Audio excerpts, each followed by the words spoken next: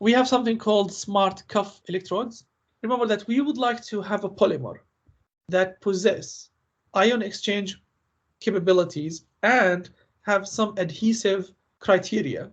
And one of these things, especially adhesion, so which means that you have a polymer that can attach to a neuron. So one of these things is called the smart cuff electrode.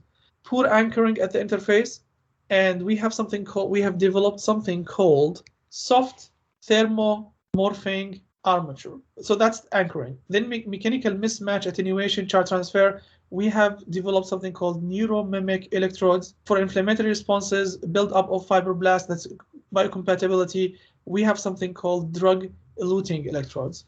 And all of these electrodes or materials, some of them are still experimental, animal experiments. I would like to go into the details of each one of them quickly. So let me go quickly about them. The soft thermomorphing armature, remember it is designed to help anchoring through electrode around a neuron.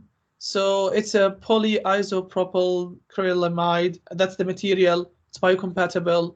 Reverse solubility at body temperature, which means that it solidifies at body temperature.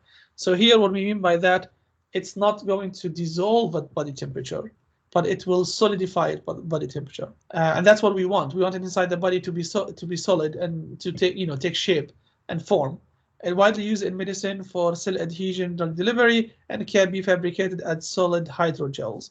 So this is the PNI-PAM, and that is a very important material in medicine. And it is what we call soft thermomorphing armature. So it's a polymer, it's soft, thermomorphing, which means that when it gets into it is like a gel or a liquid, put it inside the body and it becomes solid, and it can go around the material. So what we have is that you have two layers like this from this material. One layer is a thermosensitive layer, and then you have passive polyacrylamide layer. So that's the design. You can look at the front view and you can look at the side view.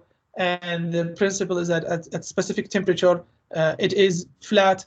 And once if the temperature is changing, it's becoming 37 degrees Celsius, at body temperature, it folds around, let's say, a neuron or a nerve.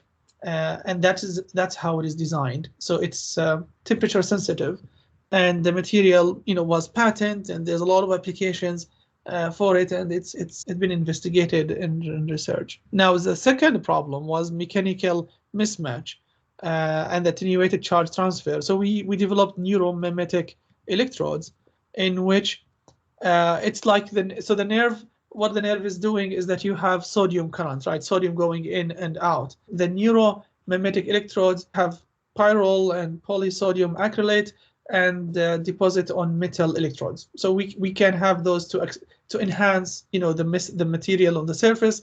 And we have something called polymerization, and then deposited on. So you have even or more gels or more polymers deposited on other polymers. So in order to be able to create neuro-mimetic electrodes.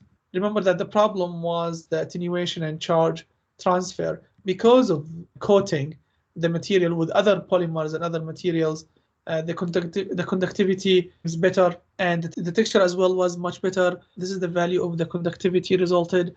So higher conductivities, inferior to results obtained in the literature.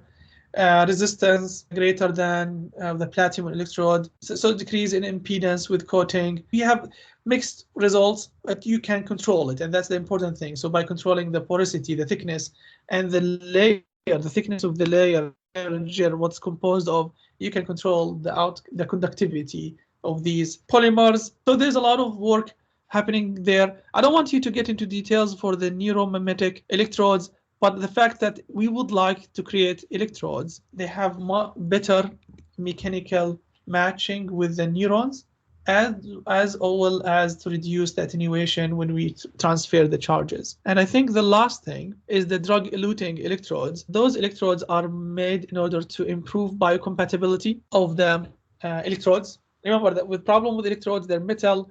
If it's not compatible, the body will try to encapsulate it and create fibers around it as a foreign body reaction.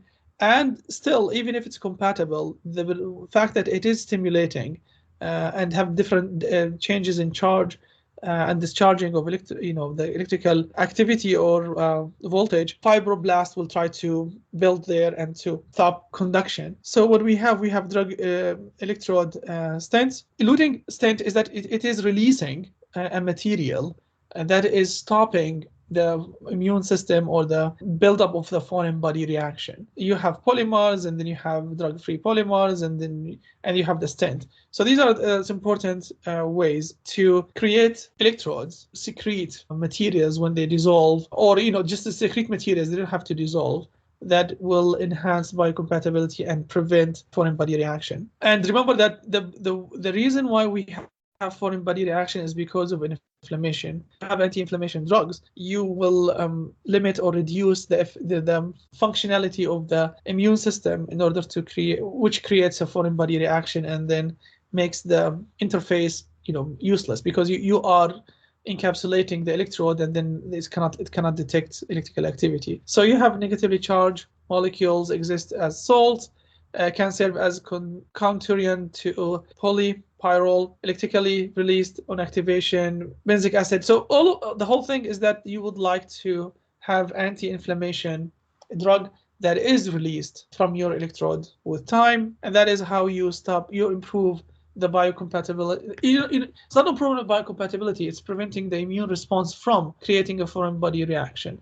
So all of these technologies and advancement and ideas are now being tested, and there's a huge amount of research that's taking place just in order to solve these problems that allow us to benefit the most from the functional electrical stimulation, which is poor anchoring at interface. Remember, we'd like to anchor to neurons, mechanical mismatch, attenuation of transfer, and the inflammation response and the buildup of the foreign body reaction. So I hope that this concludes the functional electrical stimulation, and we have a clear appreciation of what functional electrical stimulation and what are the challenges and the advancement in functional electrical stimulation, because this is important when we talk about instrumentation and how to design best instrument for us. Do you have any questions for me about what we've covered so far? I hope it was informative, and that let you think about what things you need to do and what things you would like to explore in the future.